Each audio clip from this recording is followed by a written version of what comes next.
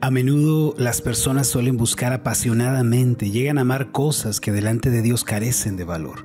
Cuando los hombres buscan posición, poder, riqueza o influencia, en realidad están yendo tras algo que no tiene valor para Dios. Cuando vivimos de este modo, no solo estamos corriendo tras el viento, sino que al final quedaremos muy desilusionados y vacíos. Es por eso que tenemos que aprender el estilo de vida del cielo y debemos vivir como a Dios le agrada. En lugar de lo externo, Dios está interesado en cosas más valiosas e importantes como lo son la humildad, la dependencia, la obediencia. Y quienes vivan de este modo, teniendo el espíritu de niños que Dios manda, llegarán a gozar de bendiciones abundantes en esta vida y serán considerados como valiosos en el reino de los cielos. Hoy quiero compartir la palabra de Dios con el título El mayor en el reino. El mensaje del día de hoy está basado en Mateo capítulo 18, versos 1 al 5, que dice: En aquel tiempo los discípulos vinieron a Jesús diciendo: ¿Quién es el mayor en el reino de los cielos? Y llamando Jesús a un niño, lo puso en medio de ellos, y dijo: De cierto os digo, que si no os volvéis y os hacéis como niños, no entraréis en el reino de los cielos. Así que cualquiera que se humille como este niño, ese es el mayor en el reino de los cielos. Y cualquiera que reciba en mi nombre a un niño como este, a mí me recibe. Se suele decir que la esposa del puritano Matthew Henry, la hermana Catherine Howard, era una mujer de hermoso rostro, el cual, a pesar de su edad, siempre se veía radiante y limpio. Cuando le preguntaron qué usaba para conservar una apariencia tan saludable y agradable, ella respondió dando una maravillosa receta. Ella dijo: para mis labios uso la verdad, para mi voz la oración, para mis ojos aplico la compasión, para mis manos la caridad, para mi cuerpo llevo la rectitud, para mi andar la humildad y para mi corazón el amor. Todas las personas que alguna vez hayan usado esta receta pueden dar testimonio de que estas virtudes embellecen la vida y traen vitalidad y fortaleza. Estas cosas son lo opuesto al materialismo, al humanismo y a una vida que busca lo superficial. También se dice que cuando le preguntaron a Agustín de Hipona cuál era la primera y principal virtud en la vida cristiana, él respondió: la humildad. Cuando se le preguntó cuál era la segunda, él dijo: la humildad, desde luego. Y cuando se le abordó sobre la tercera virtud cristiana más importante, él volvió a repetir: la humildad. Y añadió esta última vez diciendo: porque de la humildad depende enteramente el carácter del cristiano. El diccionario Douglas Tinney dice sobre la humildad que es la virtud que consiste en el conocimiento de las propias limitaciones y debilidades y en obrar de acuerdo con este conocimiento. Amados, una de las grandes lecciones que Dios tiene para enseñarnos en esta vida tiene que ver con el tema de la humildad. Esto es algo que Dios quiere que nosotros aprendamos. En Santiago capítulo 4, versículo 6 encontramos estas palabras: pero Él da mayor gracia. Por esto dice: Dios resiste a los soberbios y da gracia a los humildes. Aquí vemos un contraste, la soberbia y la humildad. Cada uno de nosotros debe elegir a cuál de estas dos cosas abrirá la puerta e invitará a pasar al aposento de su corazón. Si le damos paso a la soberbia, sufriremos y vamos a hacer sufrir a otros. Pero si damos la bienvenida a la humildad y la cultivamos, no solo nosotros seremos bendecidos, sino que otros también lo serán. Lo cierto es que el obstáculo más grande que enfrentamos en la vida es el yo, el egoísmo, que siempre quiere ocupar el centro de la vida. Es el egoísmo el que no quiere padecer ningún obstáculo, se queja cuando hay dolor y se disgusta cuando hay necesidades. El egoísmo siempre quiere tenerlo todo, quiere que lo reconozcan en todo, quiere ser siempre aplaudido y elogiado por la gente. En realidad, el yo siempre quiere ocupar lugares altos, lugares preeminentes y nunca se sacia de tener más y más. Si estamos llevando una vida como esta, abrazando también las cosas de este mundo, y si seguimos enfocados en nosotros mismos, vamos a causar mucho dolor a los que nos rodean. Ahora bien, esto no es algo nuevo. Si analizamos nuestra lectura bíblica de hoy, encontraremos que los discípulos del Señor Jesús, aunque ya tenían cerca de 3 años y medio siguiendo al Maestro, todavía eran influenciados por el yo y por un corazón egoísta que solo buscaba su beneficio. Esto es lo primero que quiero que pensemos el día de hoy. ¿Quién es el mayor en el reino de los cielos? Una pregunta que los discípulos se plantearon entre ellos, pero luego la llevaron ante el Señor. Mateo capítulo 18, versículo 1 dice: En aquel tiempo los discípulos vinieron a Jesús diciendo: ¿Quién es el mayor en el reino de los cielos? Según podemos ver aquí, el interés principal de los discípulos era como el de nosotros el día de hoy. Ellos todavía eran inmaduros, caprichosos, carnales, amadores de sí mismos.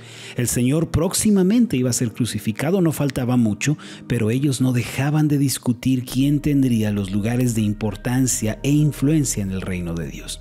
Al igual que los discípulos, muchas personas prestan demasiada atención a las cosas de este mundo, tales como la posición, el poder, las riquezas, la belleza, la juventud, olvidando que esto desaparece en un abrir y cerrar de ojos. Lo cierto es que el egoísmo y la soberbia afectan a todo el mundo, desde el empresario hasta el ama de casa, desde el más grande hasta el más pequeño. Esta actitud que busca estar por encima de los demás, queriendo ser el mayor, imponiéndose a otros, la encontramos en todo lugar. La vemos cuando el esposo se impone a su mujer y la hace sufrir, cuando la esposa es hiriente con el marido y lo menosprecia. También se encuentra entre hermanos y amigos. En las discusiones todos quieren tener la última palabra, nadie quiere perder y quedarse callado. Todos buscan responder y poner en su lugar al otro. De ese modo piensan que han ganado algo y que otros los van a respetar, pero no es así. Si estamos siendo orgullosos y estamos buscando ser los mayores, estamos viviendo de manera equivocada y contraria al Señor. Los cristianos, mis amados, deben ser diferentes. Nuestro objetivo principal en la vida debe ser diferente al de las personas que no tienen a Cristo. Nuestra meta mayor debe ser la gloria de Dios.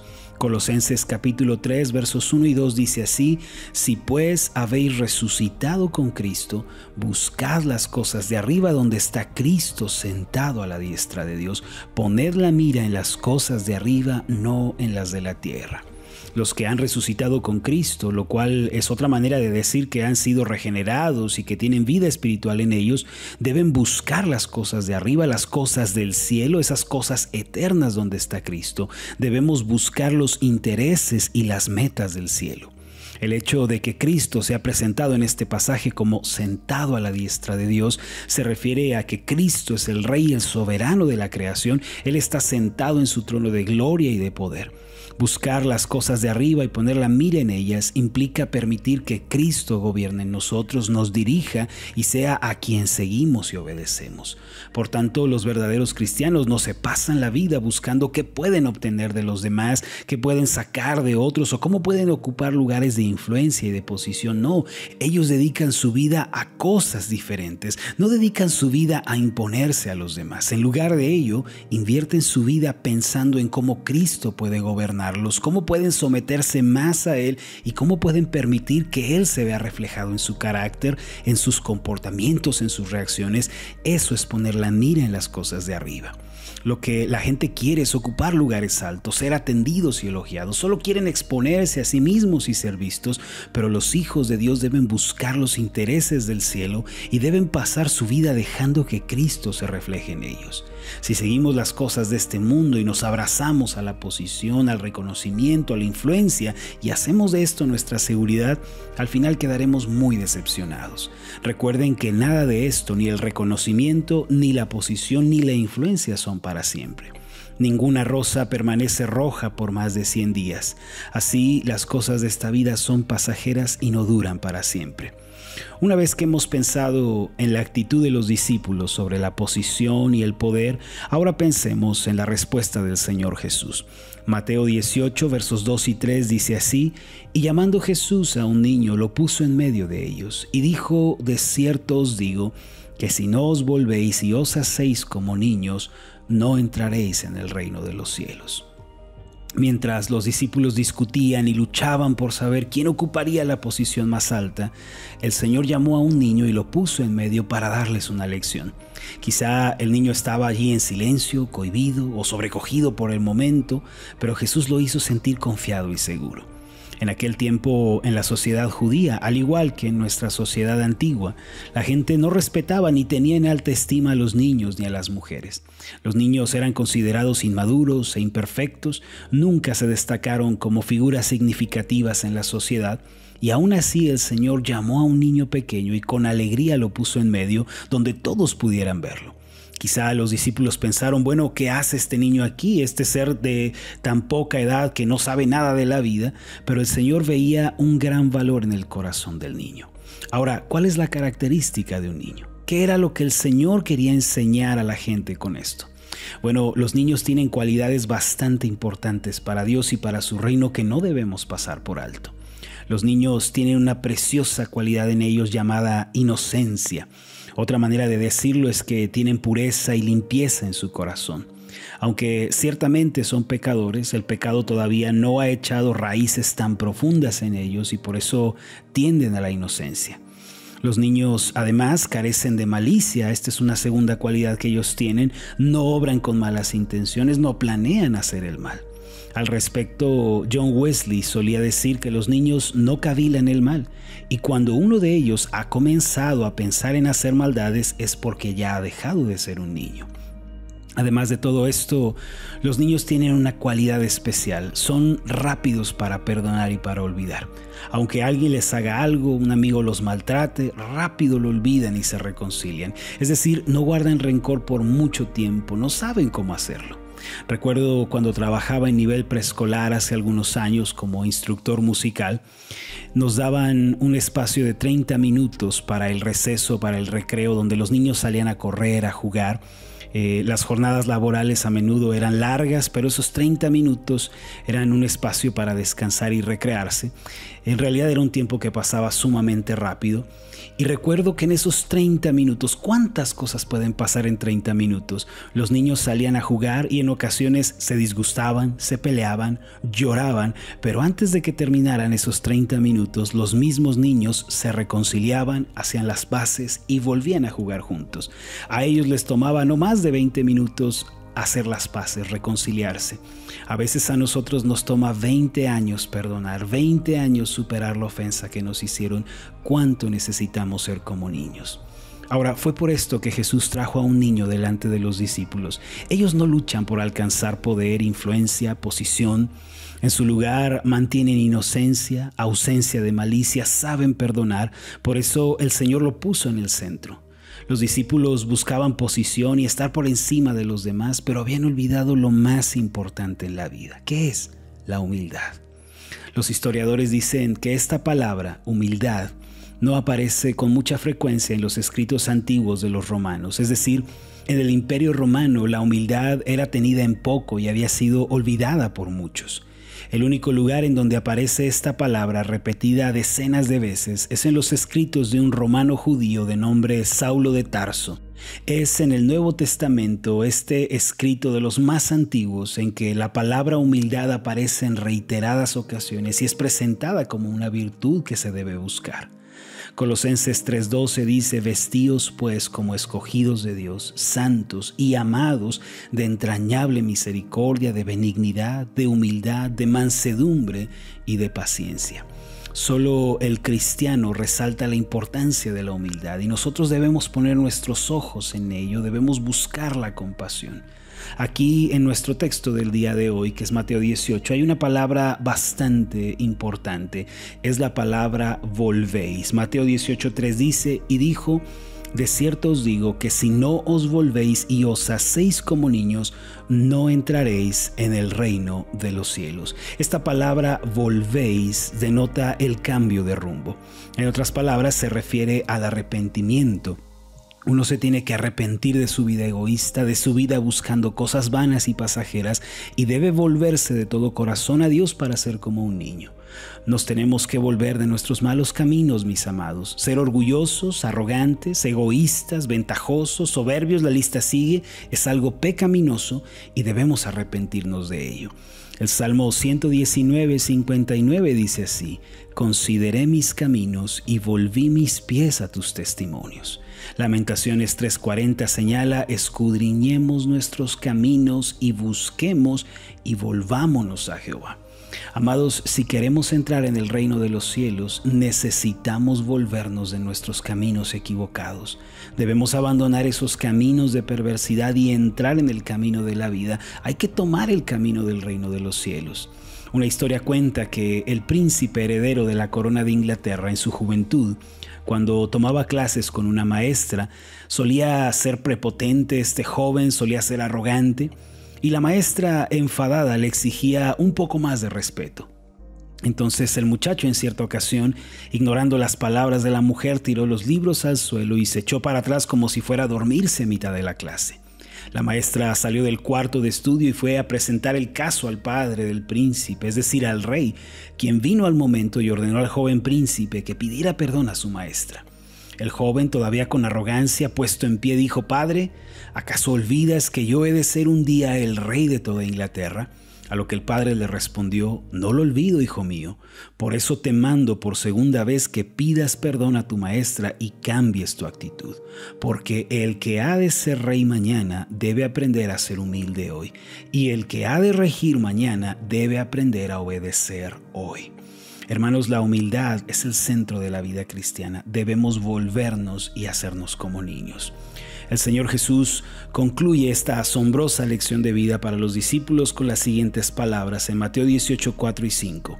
«Así que cualquiera que se humille como este niño, ese es el mayor en el reino de los cielos. Y cualquiera que reciba en mi nombre a un niño como este, a mí me recibe».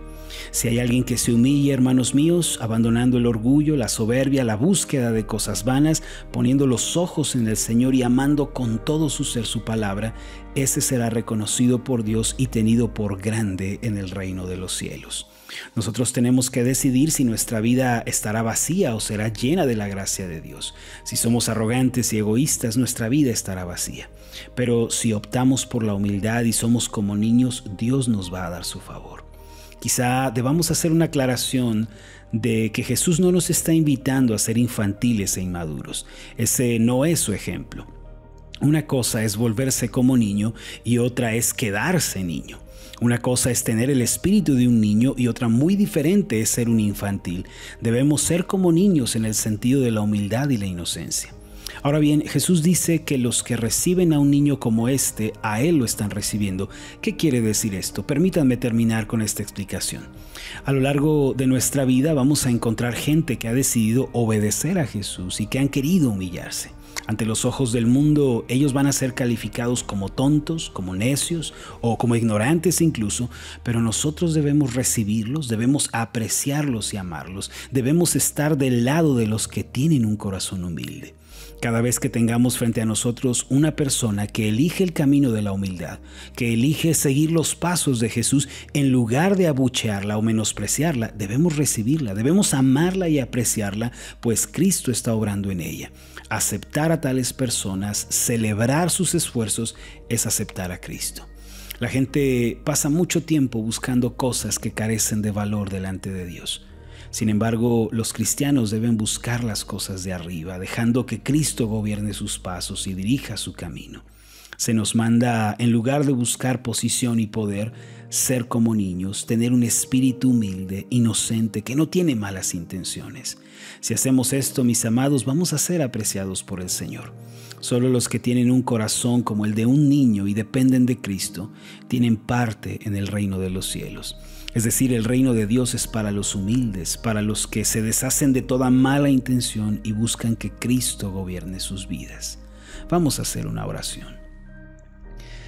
Amado Dios, qué hermosos son tus caminos, qué bella es tu palabra, cuánto gozo encontramos en ella. Amado Dios, es verdad que como los discípulos, pasamos gran parte de nuestra vida buscando cosas vanas, cosas que no llenan, cosas que no son tu camino. Cuánto dolor y tristeza hemos hallado en ellos, Señor. Pero tú pones delante de nosotros a un niño y nos dices que si no somos como este niño, no entraremos en el reino. Y es verdad, Señor.